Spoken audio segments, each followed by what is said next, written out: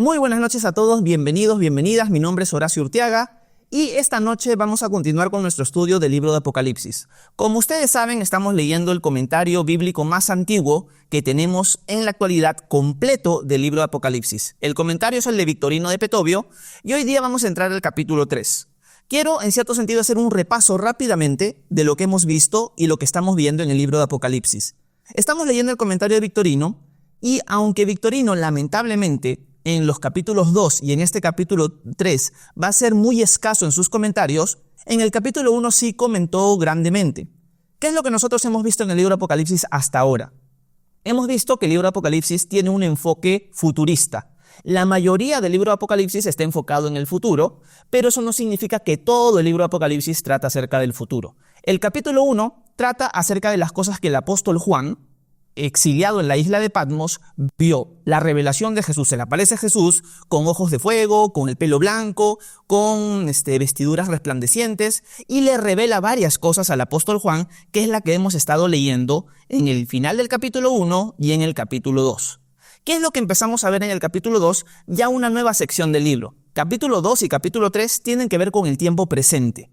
Capítulo 1 tiene que ver con lo que Juan había visto en la época que escribió el libro, y capítulo 2 y 3 tiene que ver con lo que está sucediendo en estos momentos. ¿Qué es lo que está sucediendo en estos momentos? Las cosas que son, el tiempo de la iglesia. Y en estos dos capítulos, capítulo 2 y 3, Jesús va a mandar 7 cartas a 7 distintas iglesias ubicadas hoy día en la región de Turquía, y que son cartas que no solamente son dirigidas a esas iglesias en específico, en particular, sino también a toda la cristiandad en el transcurso de la historia. Y cuando acabemos el capítulo 3, cuando entremos al 4 en adelante, todo lo que tiene que ver va a ser todo futuro.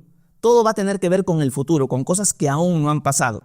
Así que en cierto sentido, lo más llamativo del capítulo, o mejor dicho, lo más llamativo del libro de Apocalipsis, se va a encontrar recién en el capítulo 4 en adelante. Porque la mayoría de personas siempre que estudia el libro de Apocalipsis, siempre está buscando cosas de profecías, cosas de destrucción, de plagas, etcétera, etcétera. Y eso lo vamos a empezar a ver a partir específicamente del capítulo 6 recién. Pero a partir del capítulo 4 tiene que ver todo con respecto al futuro. Dicho esto, pasemos a la presentación para continuar con nuestra lectura de las 7 cartas a las 7 iglesias del Apocalipsis. Y vamos a arrancar con la quinta iglesia del Apocalipsis. Nos faltarían 2 más. Terminamos esta iglesia, que es la iglesia de Sardis, y luego pasaremos a la iglesia de Filadelfia y la iglesia de Laodicea, que son ya el total de 7 iglesias. Victorino, porque estamos comentando acerca de Victorino de Petovio con respecto a este capítulo, va a dejar claro una introducción pequeña a lo que es la iglesia de Sardis. Así que vamos a poner en pantalla lo que Victorino escribe acerca de esta iglesia a la cual Jesús le va a escribir. Leamos su comentario. Dice lo siguiente: la quinta clase, compañía o asociación de santos, incluye a los hombres que son negligentes y que llevan a cabo en el mundo otras actividades que las que deberían, siendo cristianos solo de nombre. Por eso les exhorta a que por cualquier medio se aparten de la negligencia y se salven. Y a este efecto dice: lo que Victorino está mostrando en su introducción es que la quinta carta de Jesús a la iglesia, en este caso de Sardis, es una carta que va dirigida a cristianos que realmente no son cristianos. Por eso he subrayado que dice siendo cristiano solo de nombre. Dato importante: una persona puede decir con la boca que es cristiano, pero eso no significa que realmente lo sea. Hay cristianos de nombre y esos abundan en la actualidad. Y no solamente en la actualidad, sino en el transcurso de toda la historia. Y en cierto sentido, la carta a la iglesia de Sardis, según Victorino de Petovio, es una carta dirigida a una iglesia muerta, a una iglesia zombie. Es la iglesia de los muertos vivientes, se podría decir. ¿Por qué? Porque la mayoría de los que está adentro está muerto espiritualmente. Y eso es lo que Victorino, en cierto sentido, nos está adelantando en esta carta. Dicho esto, vamos a leer toda la carta a la iglesia de Sardis y luego leer el comentario de Victorino para luego nosotros hacer nuestro propio comentario. Vamos a arrancar. Vayamos a Apocalipsis capítulo 3 y leamos los primeros versículos para ver qué es lo que Jesús escribe. Versículo 1 dice lo siguiente. Esta es la carta de Jesús a la iglesia de Sardis. Escribe al ángel de la iglesia en Sardis: El que tiene los 7 espíritus de Dios y las 7 estrellas dice esto: yo conozco tus obras, que tienes nombre de que vives, pero estás muerto. Ponte en vela y afirma las cosas que quedan, que estaban a punto de morir, porque no he hallado completas tus obras delante de mi Dios. Acuérdate pues de lo que has recibido y oído, guárdalo y arrepiéntete. Por tanto, si no velas, vendré como ladrón, y no sabrás a qué hora vendré sobre ti. Pero tienes unos pocos en Sardis que no han manchado sus vestiduras, y andarán conmigo vestidos de blanco, porque son dignos. Así, el vencedor será vestido de vestiduras blancas, y no borraré su nombre del libro de la vida. Y reconoceré su nombre delante de mi Padre y delante de sus ángeles. El que tiene oído, oiga lo que el Espíritu dice a las iglesias. Este es el total o la totalidad de la carta de Jesús a la iglesia en Sardis. Una iglesia que Jesús le deja claro que tiene nombre de que está viva, pero en verdad está muerta. Victorino, como siempre, lamentablemente, comenta muy poco acerca de esta iglesia. Miren el pequeño comentario que hace Victorino con respecto a la iglesia en Sardis. Con respecto a esta frase que Jesús usa, que dice: ponte en vela y afirma las cosas que quedan, que estaban a punto de morir, porque no he hallado completas tus obras delante de mi Dios, Victorino dice: porque no basta que un árbol viva y no tenga fruto, como tampoco basta llamarse cristiano y confesar a Cristo, pero no tenerlo en nuestras obras, es decir, no cumplir sus preceptos. O sea, Victorino está diciendo, de nada sirve ser un árbol que no da frutos. De nada sirve tener el nombre de cristiano, pero al final con tu vida reflejar que realmente no lo conoces, no tener fruto, no tener obras. Ser un cristiano simplemente de nombre. Lo que Victorino está diciendo sobre esta carta es así de sencillo. Esta es una iglesia que tiene una problemática muy grande. ¿Cuál es la problemática? Que es una iglesia muerta. La mayoría de los cristianos en la iglesia en Sardis son cristianos simplemente de nombre. Eso es lo que Victorino está encerrando en su pequeñísimo comentario. Pero, como ustedes saben, nosotros no nos vamos a quedar contentos con el comentario de Victorino y nosotros vamos a sacarle el jugo a la carta a la iglesia en Sardis. Pero nosotros lo vamos a hacer versículo por versículo y viendo algunos detalles importantes y cómo podemos aplicarlo también a nuestra vida. Porque sí, es importante que Jesús le haya escrito la iglesia en Sardis o a Sardis, a la iglesia ahí, pero recuerden, la iglesia en Sardis es una iglesia que en cierto sentido está prefigurando lo que muchas de nuestras iglesias hoy pueden estar viviendo. Así que es importante meditar en esta carta en nuestra propia vida.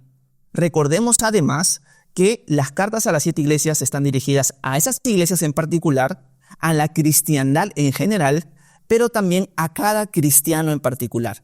Así que esta carta también es para ti si tú has decidido seguir a Cristo. O si no, y simplemente eres una persona religiosa, también esta carta está dirigida a ti.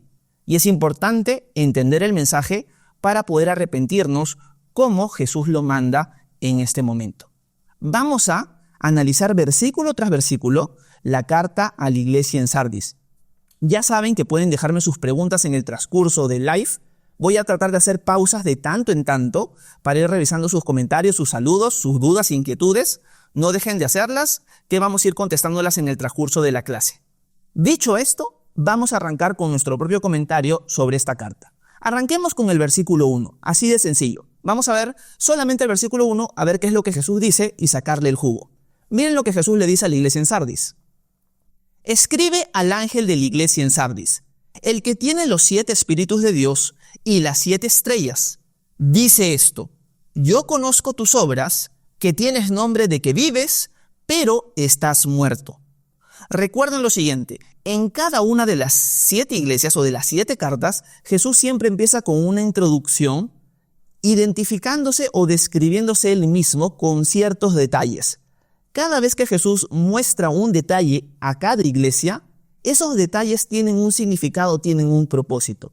En este momento, Jesús está diciéndole a la iglesia en Sardis que Él es aquel que tiene los 7 espíritus de Dios y las 7 estrellas. Otra cosa importante, siempre que nosotros encontramos cierta simbología, muchas veces el mismo libro de Apocalipsis va a interpretarlo. Ya hemos visto en el capítulo 1 qué significan las 7 estrellas. Las 7 estrellas significan los 7 ángeles de las 7 iglesias. En otras palabras, lo que Jesús está diciendo es lo siguiente. Iglesia en Sardis, yo soy aquel que tiene el Espíritu de Dios. Los 7 Espíritus de Dios es la plenitud del Espíritu Santo. Yo tengo en mis manos, yo tengo el control del Espíritu de Dios, del Espíritu Santo. Por lo tanto, yo sé quién dentro de la iglesia en Sardis tiene mi espíritu y quién no. Vuelvo a repetir, Jesús le está dejando claro con su introducción a la iglesia en Sardis, yo estoy en control, yo sé lo que está pasando en cada iglesia. Yo tengo en mis manos a las 7 ángeles de las 7 iglesias. Yo sé lo que está pasando en Sardis y yo sé quién de ustedes realmente tiene mi espíritu. ¿Por qué es importante que Jesús diga esto? Porque una enseñanza a la luz del Nuevo Testamento es que cuando una persona cree realmente en Jesús como su Dios y Salvador, viene a morar dentro de él el Espíritu Santo. Es una persona que nace de nuevo. Hay una transformación de adentro hacia afuera. Ese nuevo nacimiento es causado por la obra del Espíritu Santo en cada creyente. Una persona que no ha creído en Cristo, por más que diga con su boca que ha creído, o por más que vaya a la iglesia, no significa que tenga el Espíritu Santo. Porque la salvación no se obtiene por ir a la iglesia, no se obtiene por hacer buenas obras, la salvación se obtiene por medio de la fe en Jesús. Por lo tanto, Jesús le está dejando claro a la iglesia en Sardis, yo soy el que sé quién tiene mi espíritu o no. Yo sé quiénes son aquellos que profesan ser cristianos dentro de esta iglesia, pero realmente no lo son. Yo sé quiénes sí han creído en mí y quiénes no. Quiénes han sido sellados con mi espíritu y quiénes no. Esto nos muestra una primera realidad. Y la realidad es lo siguiente. Dentro de nuestras iglesias locales pueden existir personas que profesan de la boca para afuera, que creen en el Señor, pero realmente en su corazón no han creído en Él. Eso es algo muy importante de entender. Dentro de nuestras iglesias locales puede haber personas que profesan de la boca para afuera ser cristianos, pero realmente no lo son. Pero es algo que solamente Dios puede ver. No es algo que nosotros podamos ver. Jesús sí nos ha mandado examinarnos mutuamente por medio de los frutos. Y cuando hablamos de los frutos no estamos hablando de obras, sino estamos hablando de carácter. El fruto del Espíritu es amor, es gozo, es paz, paciencia, benignidad, bondad, fe, mansedumbre y templanza. Por lo tanto, cuando tú conoces una persona que dice seguir a Cristo, pero no ves este fruto del Espíritu en su vida, deberías quizás dudar de si esta persona realmente es cristiano. El fruto del Espíritu es amor. Una persona que ama de una manera muy distinta al mundo en general es una persona que realmente ha seguido a Cristo. Y es algo que solamente Dios hace. No es algo que nosotros podemos fabricar. El que busca fabricar con sus fuerzas el amor es un amor bien fingido, es un amor muy hipócrita, es un amor muy egoísta. En cambio, el amor que produce Dios cuando tú crees en Él es completamente distinto, es de otra calidad. Y el Señor sabe quiénes realmente han creído en Él. Por eso les está diciendo, yo soy aquel que tiene los 7 espíritus de Dios y las 7 estrellas en mi poder. Por eso le está dejando claro eso. Pero ahora, no solamente les dice eso al introducirse, sino inmediatamente les dice, yo conozco tus obras, que tienes nombre de que vives, pero estás muerto. Por eso les digo que esta es la iglesia que es conocida como la iglesia zombie. Pero antes de hablar acerca de esta frase, vamos a hablar un poco acerca de la ciudad en Sardis. La ciudad en Sardis era muy importante por varios motivos. Había sido, en cierto sentido, la capital de Lidia hasta el año 594 a.C. Fue una capital muy importante y muy próspera. Un personaje, un rey, que fue el último rey de Lidia, fue el rey Croeso. El rey Croeso fue alguien muy acaudalado, muy adinerado, y por eso hubo una frase que se conocía comúnmente en la época que era tan rico como Croeso. O sea, era una persona extremadamente rica. Pero, más o menos, en el año 594, un poco antes, el rey Ciro de Persia lo conquista. La ciudad de Sardis era una ciudad que estaba en una colina, muy protegida, y eso hacía que sus habitantes y sus políticos confiaran mucho en la protección de esta ciudad. Y eso los hizo, en buena cuenta, vanagloriarse de la ciudad y dormirse en sus laureles, como se dice. Y por eso fue conquistada por los persas y más adelante también por los griegos. Así que era una ciudad que mucho dependía de sus riquezas y que mucho confiaba en su protección Y eso los llevaba a vivir de una manera, en cierto sentido, muy confiada y también muy holgazana. Eran personas que como que vivían despreocupadas confiando en la protección que supuestamente tenían, y eso les costó muchas veces ser conquistados por los griegos, por los persas, etcétera, etcétera. Así que esa seguridad falsa que hacía sentir la iglesia o la ciudad en Sardis los llevaba a vivir una vida muy holgazana, muy de descuido, eran idólatras también y tenían gran opulencia y eran amantes del placer. O sea, era una ciudad muy cómoda económicamente. En el tiempo de la iglesia en Sardis ya la economía no es tan próspera como antes, pero los habitantes de Sardis en general eran ciudadanos que confiaban mucho en su supuesta protección. Así que eran en cierto sentido muy descuidados, muy holgazanes y disfrutaban mucho de la opulencia que tenían. Y eso en cierto sentido ha influenciado a la iglesia en Sardis, porque la iglesia en Sardis es exactamente lo mismo. Es una iglesia que tiene personas ahí que piensan que por asistir a la iglesia en Sardis ya ellos están bien delante de Dios. Y que en cierto sentido haciendo algunas obras por aquí, algunas obras por allá, asistiendo los domingos quizás a la reunión, ya con eso se han ganado el favor de Dios. Y como le hemos dicho, eso no gana el favor de Dios.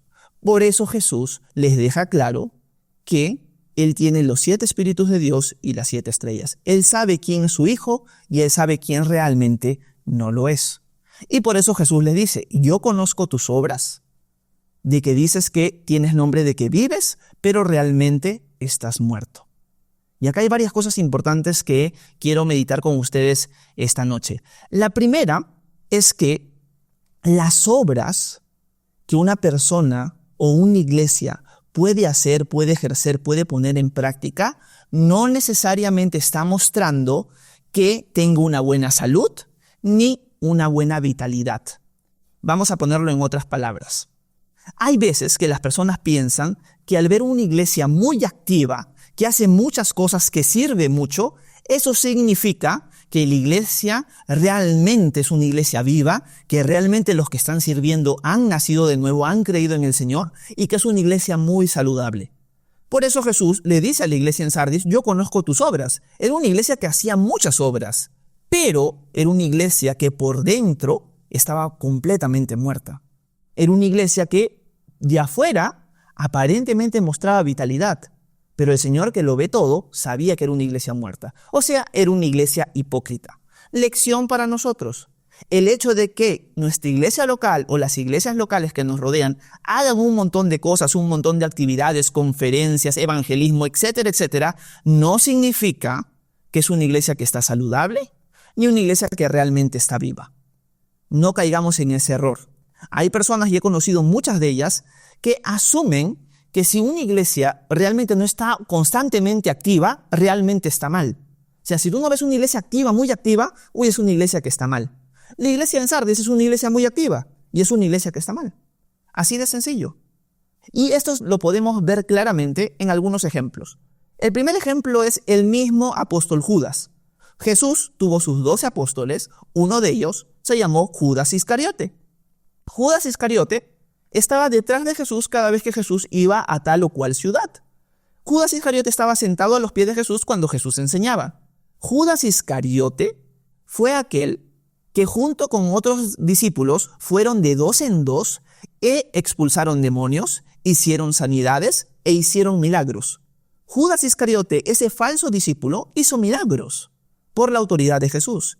Y si tú lo veías en el día a día, iba a estar siguiendo a Jesús. Constantemente lo veías escuchando, lo veías prestando atención. Realmente era alguien que estaba detrás de Jesús. De afuera, Judas era un gran apóstol. Es más, cuando Jesús dice que uno de ellos lo va a traicionar, nadie piensa en Judas. Nadie dice, ya sé quién te va a traicionar, Jesús, es Judas. Es clarísimo, pues.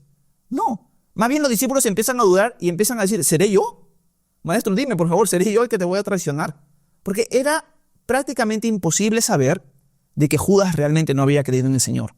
Porque por afuera, aparentemente, todo estaba bien, pero por dentro no. Por eso hay un pasaje en el libro de Mateo que es un pasaje fuerte. Es un pasaje que nos debe llevar a la reflexión a cada uno de nosotros y sobre todo a los habitantes de la iglesia en Sardis. Miren lo que este pasaje dice. Este pasaje es muy importante. Miren lo que Jesús dice a todos sus oyentes. Miren lo que él dice acerca del día final. No todo el que me dice Señor, Señor, entrará en el reino de los cielos, sino el que hace la voluntad de mi Padre que está en los cielos. Muchos me dirán en aquel día, Señor, Señor, ¿no profetizamos en tu nombre y en tu nombre echamos fuera demonios y en tu nombre hicimos muchos milagros? Entonces les declararé, jamás los conocí. Apártense de mí los que practican la iniquidad. ¿Se dan cuenta? En el día final Jesús dice que no todo el que diga Señor, Señor de la boca para afuera, realmente va a pasar la eternidad con él. Porque en el día final habrá muchas personas que le dirán, Señor, pero si en tu nombre profetizamos, echamos fuera demonios, hicimos muchos milagros. Pero Jesús les va a decir, yo nunca los conocí.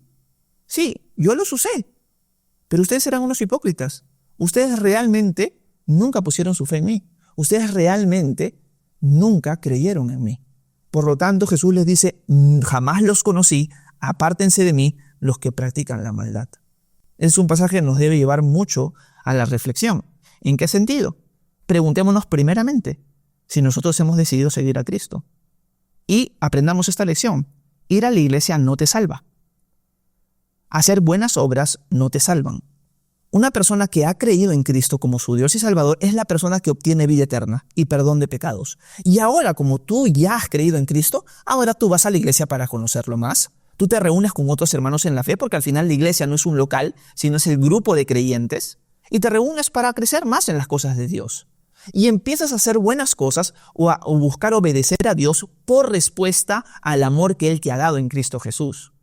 Las obras son el producto del amor que Dios ha derramado en ti, no viceversa. No es yo hago buenas obras para que Dios me ame. No, es como Dios ya me amó y yo he recibido ese amor, ahora yo en respuesta a su amor es que hago obras, es que sirvo al Señor, es que lo obedezco. Esa es la diferencia. Por lo tanto, analicémonos nosotros personalmente. Quizás, y vamos a ir a este extremo, quizás yo les puedo estar enseñando la palabra de Dios esta noche y realmente no ser salvo. Realmente puedo ser uno de esos personajes que dice, no profeticé en tu nombre, Señor, en tu nombre enseñé en internet, en TikTok, este libro de Apocalipsis.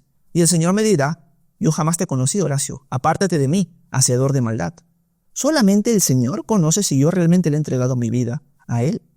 Y es una pregunta que cada uno de ustedes tiene que hacerse. ¿Realmente me he arrepentido y he puesto mi fe en Jesús para perdón de mis pecados y para mi salvación? Él ya hizo todo el trabajo, Él ya murió por mí y Él ya me está ofreciendo a mí el regalo de salvación. En esto muestra su amor Dios para con nosotros, en que aún siendo pecadores, Cristo murió por nosotros. Porque de tal manera amó Dios al mundo que ha dado su Hijo unigénito, para que todo aquel que en Él crea no se pierda, mas tenga vida eterna. Jesús ya hizo todo el trabajo. Ahora nosotros lo único que tenemos que hacer es responder a ese regalo de amor que Dios nos está dando, de morir por nosotros, de salvarnos, reconocerlo a Él como nuestro Dios y Salvador, y en ese momento tenemos vida eterna y perdón de pecados. Y nuestra vida es transformada y va a seguir siendo transformada hasta que el Señor venga por nosotros. Pero profesar de la boca para afuera, ay, sí, yo creo en Diosito, sí, yo todos los días le pido en la mañanita a Diosito, eso no te salva. Puede ser un habitante o un miembro de la iglesia en Sardis. Estos personajes, estos hombres que estaban en la iglesia en Sardis eran cristianos así. Calentaban sillas los domingos en las iglesias, cantaban alabanzas, hacían un montón de cosas, pero realmente estaban muertos. Era simplemente una religión, era simplemente una tradición en sus vidas. Era algo cultural, algo que se les había enseñado, pero realmente no habían puesto su fe en Jesús como su Dios y como su Salvador. Y esta es la primera introducción con este mensaje a esta iglesia zombie, a esta iglesia de los muertos vivientes. Un mensaje fuerte, en cierto sentido, porque a veces pensamos que, todos los que vienen a nuestra iglesia son personas que realmente han conocido al Señor, por algo están aquí, pero no necesariamente. Así que oremos por la salvación de aquellos que nos rodean y también analicémonos y examinémonos nosotros personalmente.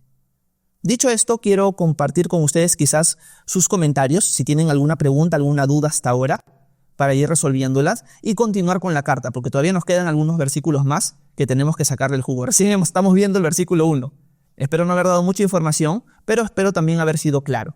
Así que déjenme saber en sus comentarios si tienen alguna inquietud o alguna duda. Juan Abarca dice, todos los días le pido perdón por mis pecados, trato de ser mejor cada día y agradezco la vida que nos da día a día. Gracias, Juan, por tu comentario. Yo creo que es importante lo que tú estás diciendo, porque el Señor nos enseña, sobre todo en el modelo del Padre Nuestro, que nosotros le pidamos constantemente perdón, reconociendo que realmente le fallamos todos los días. Así que es parte de la vida de un discípulo pedirle perdón al Señor. Pero todo eso inicia con nuestro depósito de fe en Jesús como Dios y Salvador. Así que todo el camino empieza ahí.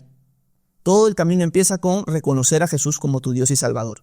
Arrepentirnos de nuestros pecados, dar un giro de 180 grados en nuestra vida y depositar toda nuestra confianza en Jesús para salvación. Y a partir de ahí, caminar con Él y, obviamente, pedirle perdón todos los días, porque todos los días le fallamos de alguna u otra manera. Harold dice, ¿cómo sabemos si las obras que se hace en una iglesia no es la voluntad de Dios? Realmente el Señor lo sabe, Harold. Yo creo que una de las cosas que el Señor va a demandar es que el liderazgo de la iglesia sea el primer responsable de esa situación. ¿A qué me refiero? Hoy en día, lamentablemente, hay muchas iglesias que han caído en ser una fábrica de obras carnalmente, hablando. ¿A qué me refiero?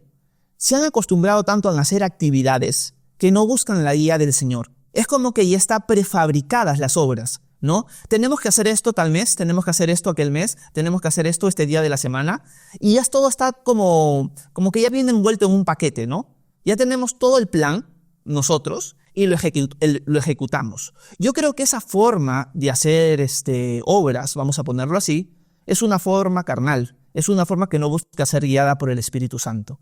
Yo prefiero hacer una obra que sea guiada por el Señor, a hacer 10 obras que sean simplemente impulsadas por un calendario.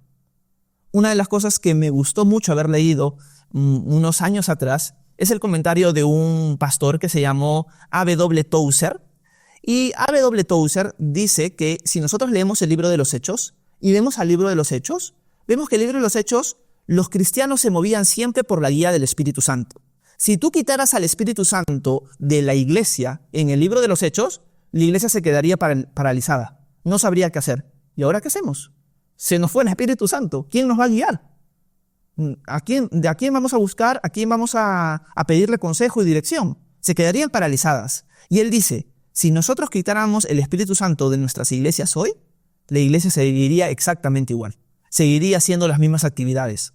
Porque en lugar de buscar la guía del Señor para cada cosa que Él quiere hacer por medio de nosotros, generalmente ya nosotros lo tenemos todo planeado. Y en ese sentido, yo creo que el liderazgo de la iglesia carga con la mayor responsabilidad, porque ellos son aquellos que deben guiar a la congregación a no pensar de que por hacer un montón de cosas van a ser más agradables a Dios, sino a buscar en oración a Dios y que Dios ponga el querer como el hacer en cada uno de nosotros. Y si el Señor no pone el querer como el hacer en cada uno de nosotros, no forzar la cosa, depender y esperar en el Señor que Él vaya dándonos madurez y que Él por medio de su Espíritu vaya impulsando a cada uno de nosotros. Yo te doy un ejemplo, Harold. En mi iglesia local hay ciertas necesidades de limpieza, por ejemplo, dentro del local donde nos reunimos. Las sillas, los baños, barrer, etcétera, etcétera.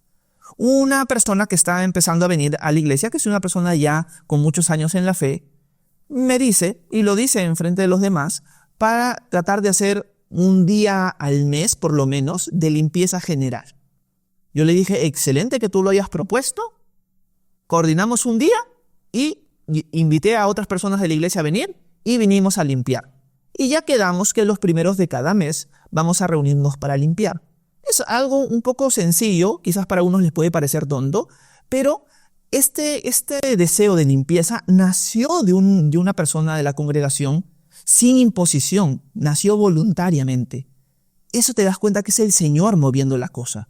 Y los demás, en cierto sentido, aplauden eso, acompañan y servimos juntos. Pero todo empezó en el corazón de alguien que fue impulsado por Dios a hacerlo.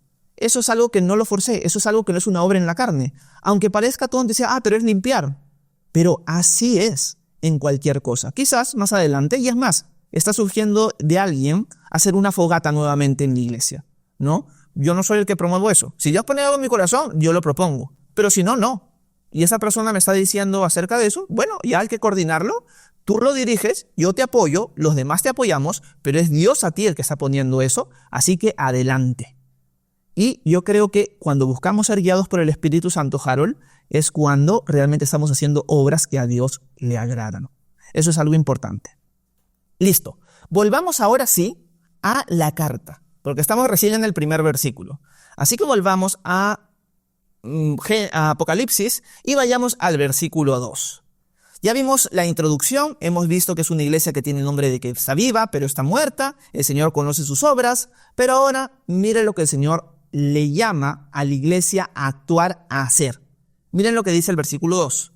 Ponte en vela y afirma las cosas que quedan, que estaban a punto de morir, porque no he hallado completas tus obras delante de mi Dios.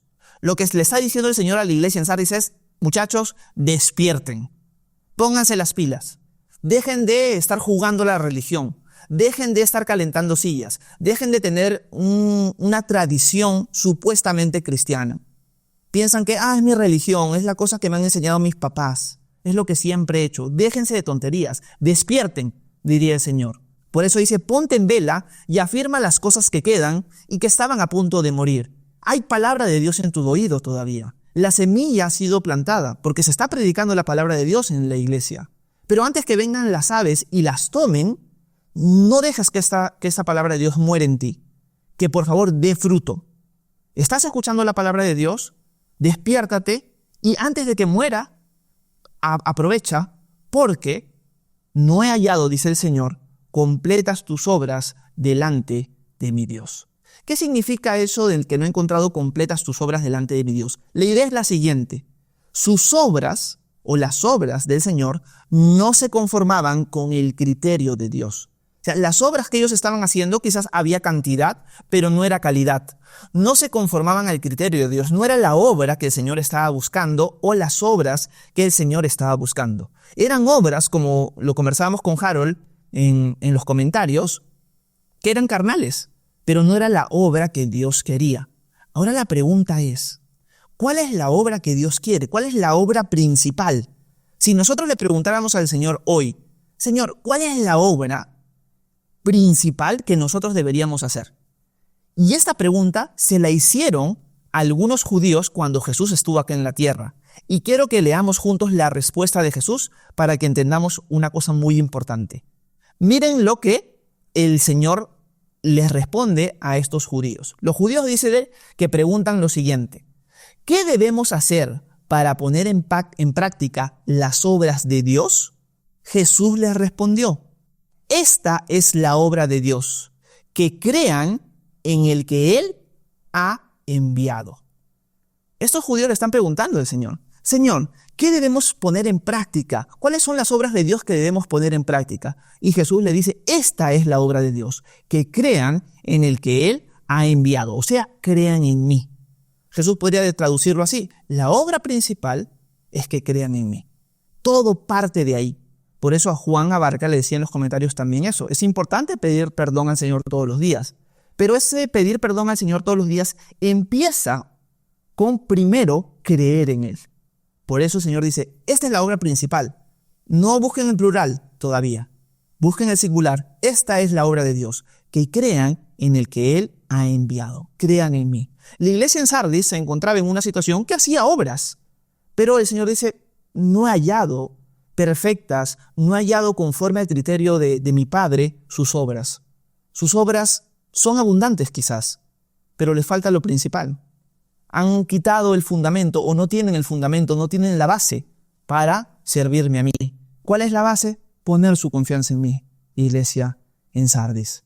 Por eso Jesús le dice: despierten, pónganse en vela, pónganse atentos, recuerden lo que están escuchando. No dejen morir esa palabra que está en su oído, en su corazón, porque realmente no han puesto en práctica la obra principal, que es creer en mí. Ese es el problema radical de la iglesia en Sardis, que no ha puesto su fe en Jesús. Y eso es lo que estamos hablando ya desde el versículo anterior.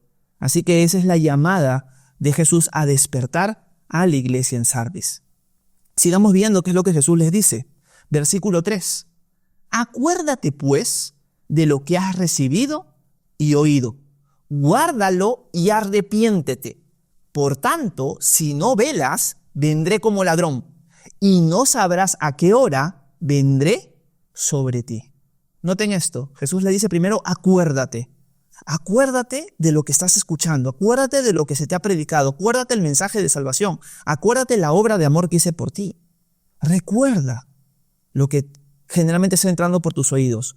Deja de simplemente ser un oidor y realmente medita en lo que estás escuchando. Realmente presta atención. Por eso, lo que has recibido y oído, guárdalo, hazlo tuyo y arrepiéntete.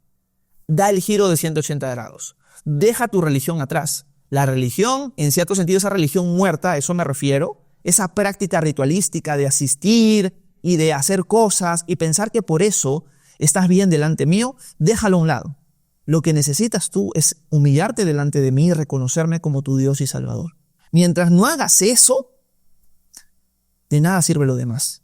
Hay personas que piensan hoy en día que su salvación solamente se va a obtener por sus obras. Como yo hago buenas obras, voy a ser salvo. Pero así no funciona. Por más buenas obras que yo hiciera, no van a quitar las malas que yo he hecho y las malas que haré. Por lo tanto, al final, delante de Dios, yo soy culpable.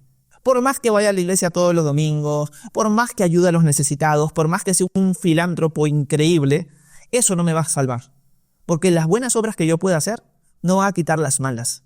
Y si yo estoy delante de un juez por haber cometido un crimen, el juez no me va a perdonar el juicio porque yo le digo, bueno, señor, sí, atropellé a alguien en la calle, ¿no?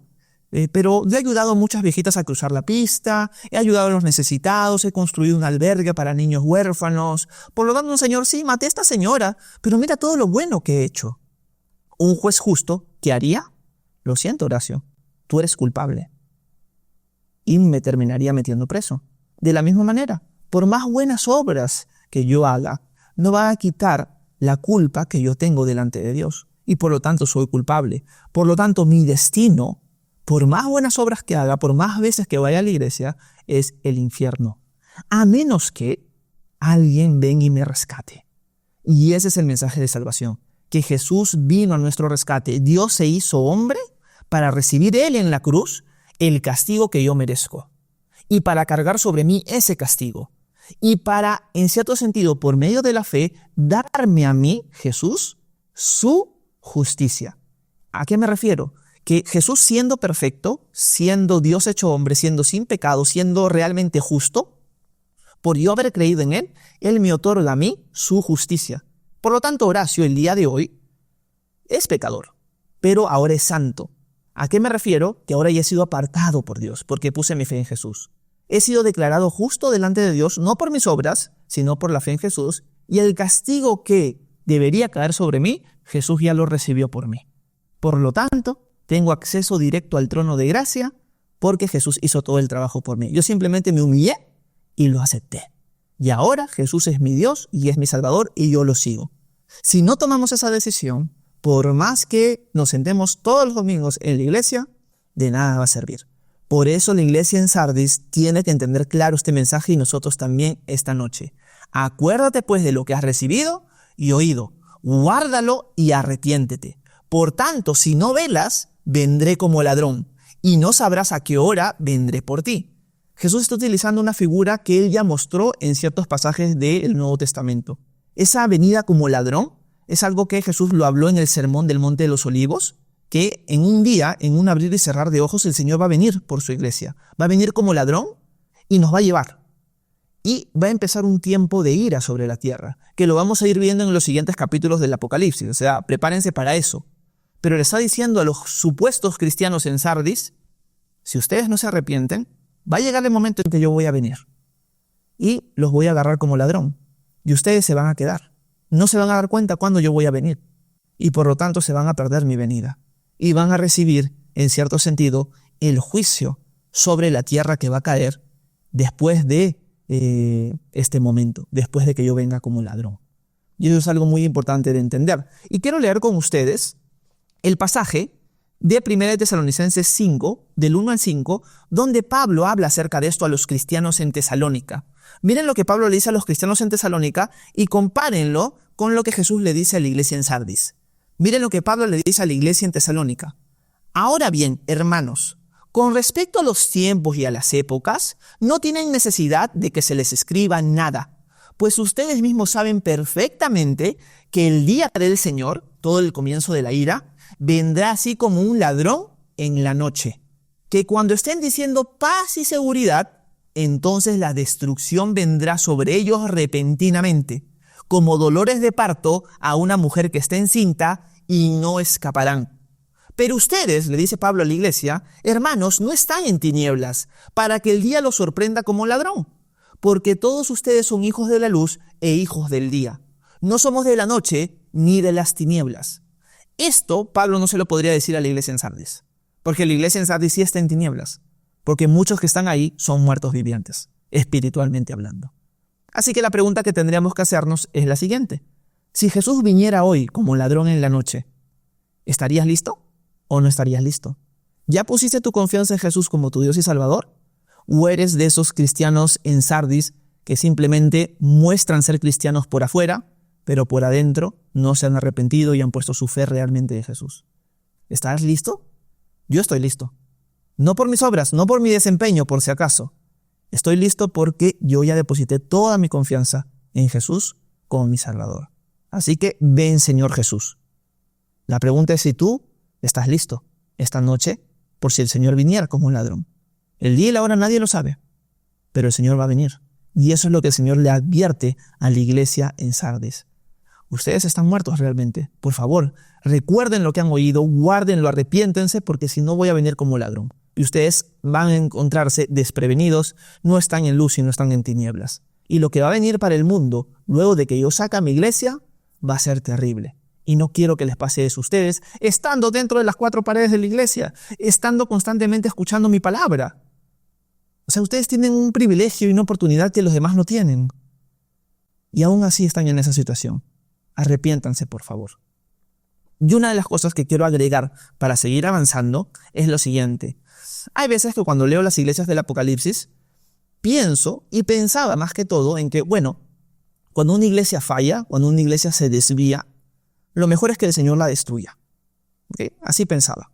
En cierto sentido, muestra mi egoísmo, muestra mi falta de tacto, muestra que no estoy conociendo y entendiendo el corazón de Dios. Pero volviendo a estudiar nuevamente y enseñando nuevamente la carta a las 7 iglesias, me di cuenta de algo. El Señor nunca a esas iglesias les dice, muchachos, se han desviado tanto que se acabó. Hasta aquí nomás. Voy a destruirlos. No, en cada carta, cuando el Señor ve problemas, busca que la iglesia se arrepienta. Por lo tanto, si conoces una iglesia que se ha desviado del camino, en lugar de decir, porque eso me pasaba a mí, en lugar de decir, ojalá que el Señor la juzgue y ya de una vez acabe con esto, deberíamos decir, Señor, guíala al arrepentimiento, porque ese es tu corazón. Tu corazón no es destruye la iglesia, sino es tu corazón, guíala al arrepentimiento. Que se puedan arrepentir, que puedan haber frutos de arrepentimiento, porque es lo que tú mandas a cada iglesia. Cuando hay cosas que corregir, no la desechas, sino le dices, arrepiéntanse, por favor. Les quiero dar una oportunidad más. Y eso es lo que nosotros deberíamos tener en nuestro corazón también, con iglesias que vemos que se han desviado del camino. Puede ser la nuestra o puede ser las que nos rodean. Así que ese es un corazón conforme a el amor de Dios. Eso es importante de entender. Bueno, voy a leer sus comentarios a ver si alguien me ha dejado algo más por aquí y por allá. Elizabeth Castro dice, pero ¿cómo podemos saber si son falsos? Realmente, Elizabeth, eso no es algo que dependa de nosotros. Eso es algo que está en el conocimiento de Dios. Es el que tiene los 7 espíritus de Dios y las 7 estrellas. Por lo tanto, Él es el único que sabe. ¿Y dónde lo podemos ver eso? Lo podemos ver también en la parábola del trigo y la cizaña, en el libro de Mateo, en el capítulo 13. Cuando nosotros vemos esa parábola, vemos que el Señor dice, dejen que el trigo y la cizaña crezcan hasta el final. Por lo tanto, no es nuestro deber ser los policías, ser los espías, ser los investigadores de quién realmente es salvo y quién realmente no lo es. El mensaje de esta noche no es para que ustedes se vuelvan investigadores, sino para que ustedes analicen su corazón y ustedes oren por sus iglesias. Eso es el mensaje de hoy. No es para que ustedes empiecen a indagar e investigar quién es cristiano y quién realmente no lo es. ¿Ok? Así que no salgamos del propósito de la carta. Harold dice, Dios es un Dios de oportunidades, lento para la ira y grande en misericordia. Amén, Harold. Gracias por eso. Mercedes, amén, dice, excelente. Muy bien, gracias por sus comentarios. Bueno, vayámonos acercando al final de la carta, ¿ok? Ya vamos avanzando como 45 minutos. Vamos a ver los últimos versículos. Vamos a ver el versículo 4 y de ahí el 5 y el 6 y con eso acabamos. Miren lo que Jesús dice, porque hay buenas noticias dentro de todo. Dentro de todas estas malas noticias hay buenas, y son las siguientes. Pero tienes unos pocos en Sardis que no han manchado sus vestiduras y que andarán conmigo vestidos de blanco porque son dignos.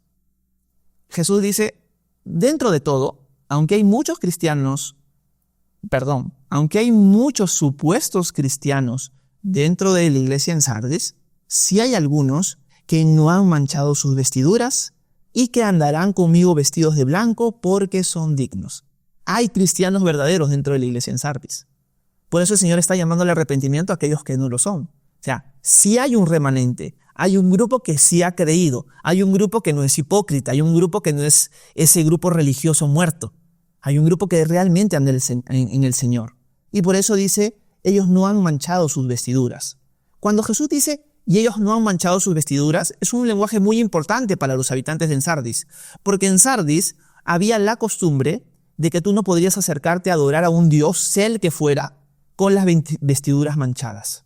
Si tú tenías las ropas sucias, no podías acercarte a un templo y adorar al dios que fuere, dentro de la ciudad en Sardis.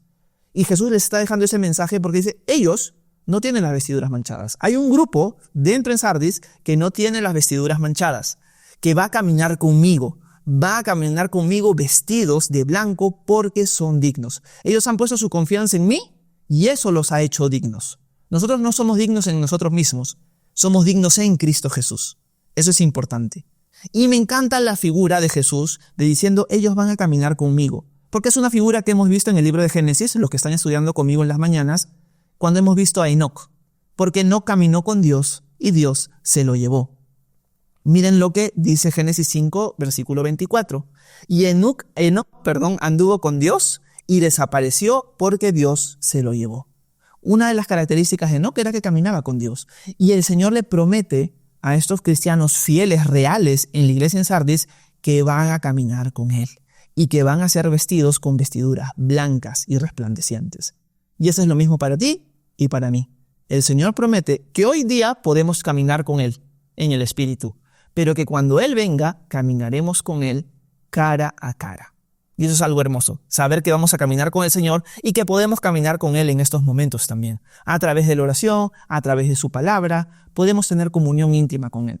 Y eso es lo que el Señor está animando a los cristianos reales en la iglesia en Sardis. Hay un grupito que sí cree en mí. Ellos no han manchado sus vestiduras y caminarán conmigo y serán vestidos de blanco. Hermoso mensaje para ellos. Así que siempre hay un remanente y eso es hermoso. Así que oremos para nosotros siempre ser ese remanente, pero oremos para que toda nuestra congregación, para que todos nuestros hermanos que nos rodean, realmente sean hermanos genuinos.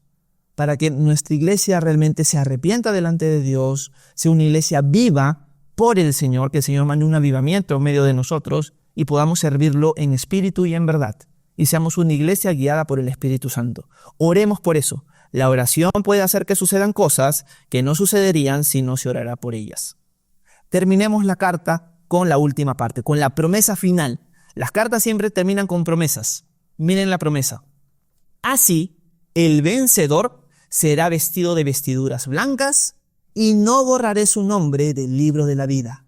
Y reconoceré su nombre delante de mi Padre y delante de sus ángeles. El que tiene oído, oiga lo que el Espíritu dice a las iglesias. El Señor termina dándonos una promesa a todos los vencedores. Ustedes recuerdan que el vencedor es aquel que ha creído en Cristo. Hemos obtenido la victoria por medio de Él.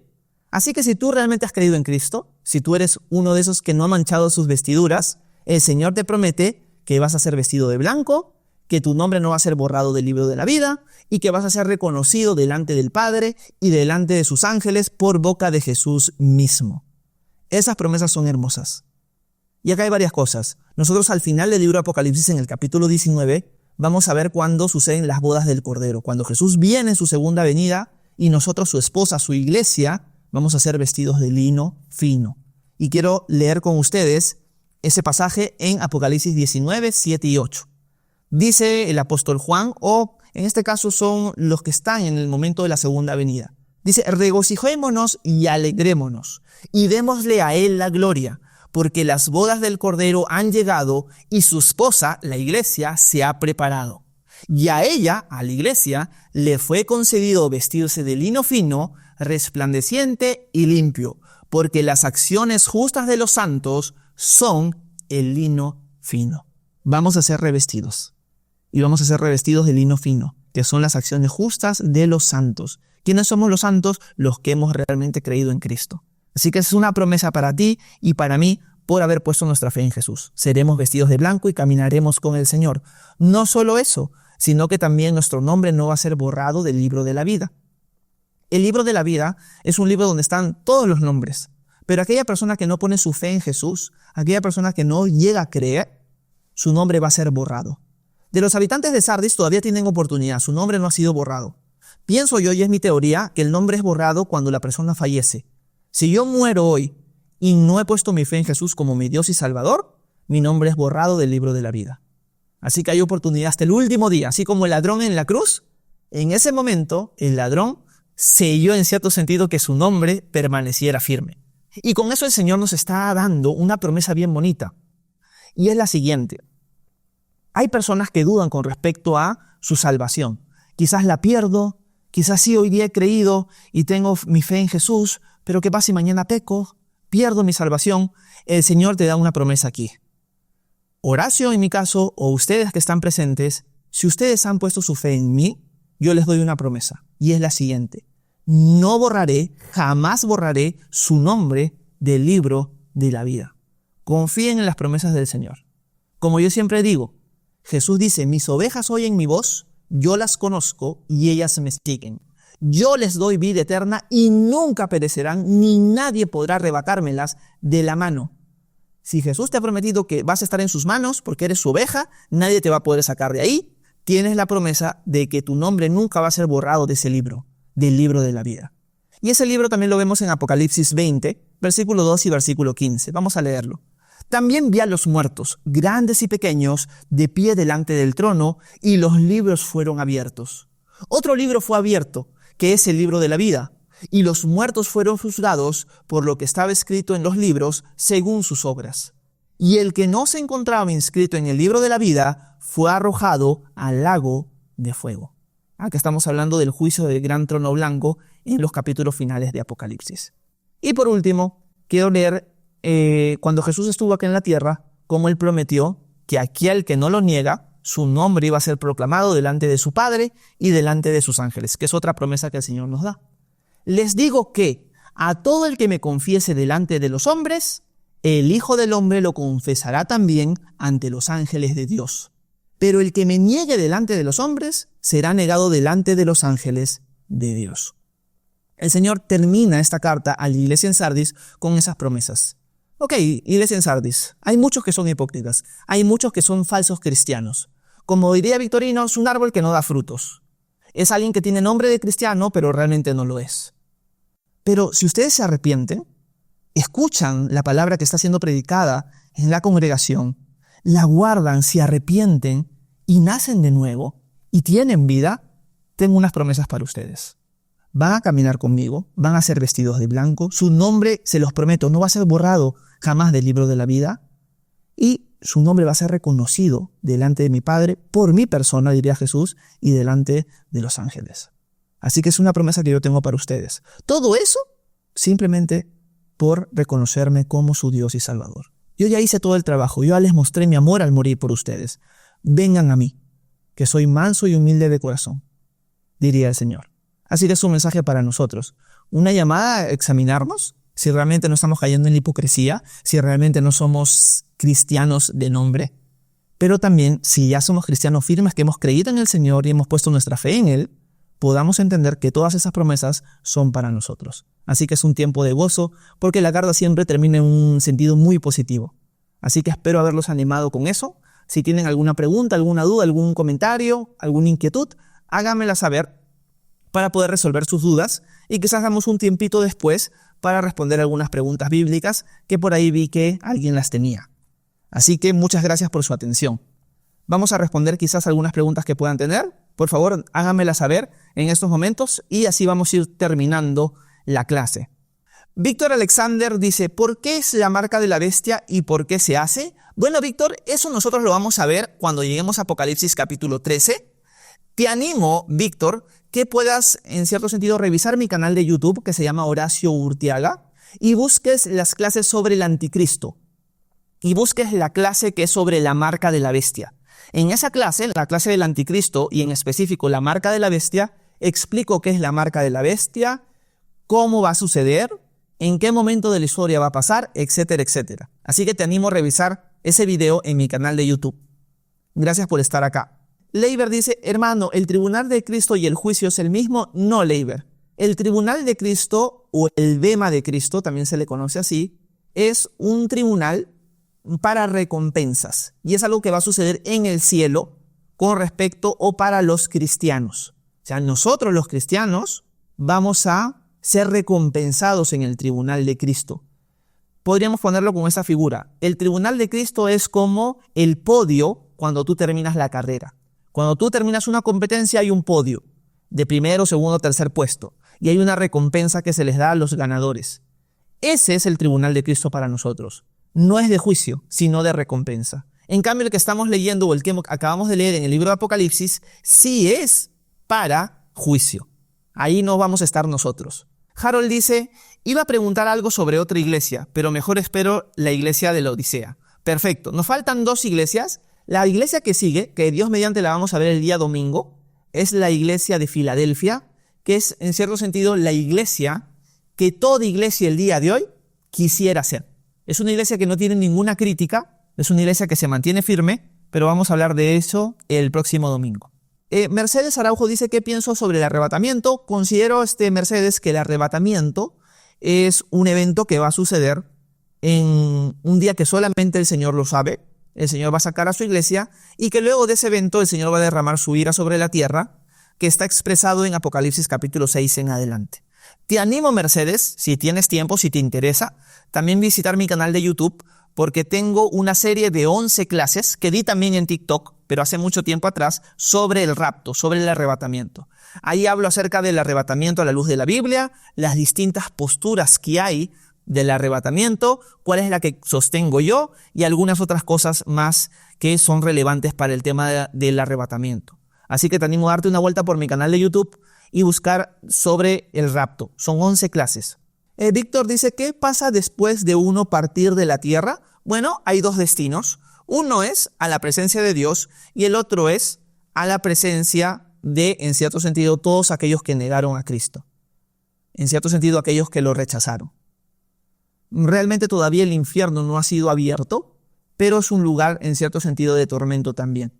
La única forma de partir a la presencia de Dios es si tú pones tu fe en Jesús como tu Dios y Salvador. No buscas o no entiendes que tu salvación es por tu esfuerzo, sino por el esfuerzo o la obra que ya hizo Jesús por ti y por mí en la cruz. Jesús en la cruz murió por nuestros pecados. Jesús fue sepultado y resucitó al tercer día. Por lo tanto, si tú pones tu confianza en Jesús como tu Dios, como tu Salvador, depositas tu fe en Él para salvación, tú obtienes vida eterna en ese momento. Porque reconoces que sin Él no puedes salvarte. Si tú quisieras salvarte por tu cuenta, no podrías, porque eres injusto, al igual que yo. Por lo tanto, necesitas un Salvador, y ese Salvador es Jesús. Él vino para rescatarnos de la condenación que pendía sobre nosotros. Así que esos son los 2 destinos, Víctor. Y todo va a cambiar dependiendo tu decisión con respecto a Jesús. Gracias por tu comentario. Bueno, creo que con eso terminamos esta clase. Muchísimas gracias a todos los que estuvieron presentes esta noche. Espero que haya podido dejar claro la enseñanza.